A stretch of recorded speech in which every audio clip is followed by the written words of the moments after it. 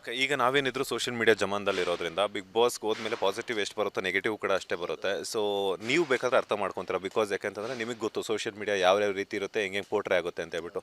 Positive ಬಂದಾಗ ಯಾವ ಥರ ಫೀಲ್ ಆಗ್ತಿದ್ರೆ, ನೆಗೆಟಿವ್ ಕಮೆಂಟ್ಸ್ ಅಂತ ನೋಡಿದಾಗ ನೀವು ಯಾವ ರೀತಿ ನಿಮ್ಮ ಮನೆಯವರನ್ನು ಕನ್ವಿನ್ಸ್ ಮಾಡ್ತಿದ್ರಿ? ಬಿಕಾಸ್ ತಂದೆ ತಾಯಿಗೆ ಅವರು ಸೋಷಿಯಲ್ ಮೀಡಿಯಾ ಅಂತಂದಾಗ ಸ್ವಲ್ಪ ದೂರ ನೋಡ್ತಾರೆ, ಒಂದೆರಡು ಕಮೆಂಟ್ ನೋಡಿದ್ರೇ ಬೇಜಾರಾಗ್ತಿತ್ತು. ಸೊ ನೀವು ಯಾವ ರೀತಿ ತಗೊಳ್ತಿದ್ರಿ ಆ್ಯಂಡ್ ನಿಮ್ಮ ತಂದೆ ತಾಯಿಗೆ ಯಾವ ರೀತಿ ಸ್ಫೂರ್ತಿ ಅಥವಾ ಸಮಾಧಾನವನ್ನು ಮಾಡ್ತಿದ್ರಿ ಅಂತ? ಲೈಕ್ ನಮಗೆ ಅರ್ಥ ಮಾಡ್ಕೋಬೋದು ನಾವು. ಇಲ್ಲ ಬಿಗ್ ಬಾಸ್ ಅಂದ್ರೇ ಕಾಂಟ್ರವರ್ಸಿ, ಅಲ್ಲಿ ಎಲ್ಲರದು ಪಾಸಿಟಿವ್ ನೆಗೆಟಿವ್ ಇದ್ದೇ ಇರುತ್ತೆ, ಅಲ್ಲಿ ಏನೂ ಮಾಡೋಕ್ಕಾಗಲ್ಲ. ನಮ್ಗಾರೆ ಅರ್ಥ ಮಾಡ್ಕೋಬೋದು ಈ ಥರ ಇರುತ್ತೆ, ಹಿಂಗಲ್ಲ ಹಂಗೆ ಅಂತ. ಬಟ್ ಮನೆಯವ್ರುಗಳಿಗೆ ಬರ್ತಾ ನಾವು ಕಮೆಂಟ್ಸ್ ಓದೋದನ್ನೇ ಬಿಡಿಸ್ಬಿಟ್ಟೆ ನಾನು. ಬೇಡ ನೋಡೋಕ್ಕೆ ಹೋಗ್ಬಿಡಿ, ವೀಡಿಯೋಸ್ ನೋಡಿ ಖುಷಿ ಪಡಿ, ಅದೆಲ್ಲ ನೋಡೋಕೆ ಹೋಗ್ಬಿಡಿ. ಏನಕ್ಕೆ ಅಂತಂದರೆ ಎಲ್ಲರಿಗೂ ಸಪ್ರೇಟ್ ಫ್ಯಾನ್ ಬೇಸ್ ಅನ್ನೋದಿರುತ್ತೆ.